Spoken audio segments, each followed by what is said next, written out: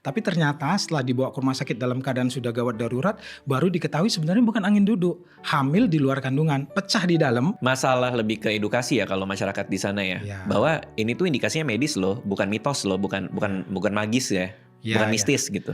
Satu, terus yang kedua, tradisi dan kebiasaan-kebiasaan itu juga masih kental dan sangat dipercaya. Saya nggak tahu ya mungkin di daerah lain, tapi kalau di daerah kami tuh orang yang memijit-mijit perut tuh masih sering loh mas.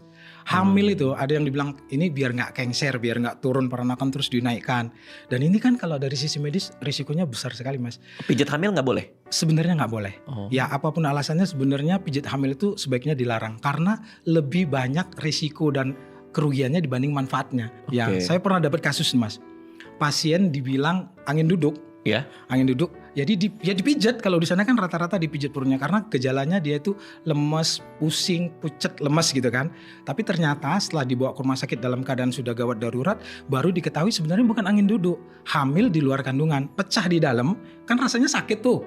Pecah di dalam maksudnya? Jadi gini, hamil itu kan harusnya kan dia di dalam rahim. Dalam rahim. Tapi ada beberapa kondisi kan hamil itu bisa tumbuh di luar rahim. Oke. Nah, karena dia tumbuh di luar rahim yang nggak bisa menopang dia membesar, Iya. satu-satunya organ yang bisa menopang buah kehamilan kan memang rahim. Betul. Karena dia bisa membesar. Nah, kalau dia tumbuh di tempat lain, ini akan menunggu waktu dia pecah. Janinnya pecah. Janinnya pecah di dalam Oke. dan itu akan menyebabkan perdarahan. Iya. Nah, perdarahan ini kan situasi yang gawat darurat, tapi sering disalahartikan oleh orang yang nggak mengerti dan nggak peka, disangka sakit perut atau angin duduk, pergilah kerokan, pergilah dipijit dan segala macam. Sehingga kadang-kadang datang sudah dalam kondisi yang memang sulit untuk ditolong.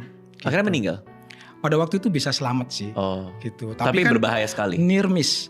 Sedikit lagi terlambat ya pasti akan sulit dan itu pun membutuhkan banyak darah dan perawatan di ICU yang lama karena kan kekurangan darah lama itu kan membuat jaringannya hipoksia atau kekurangan oksigen sehingga membutuhkan perawatan gitu.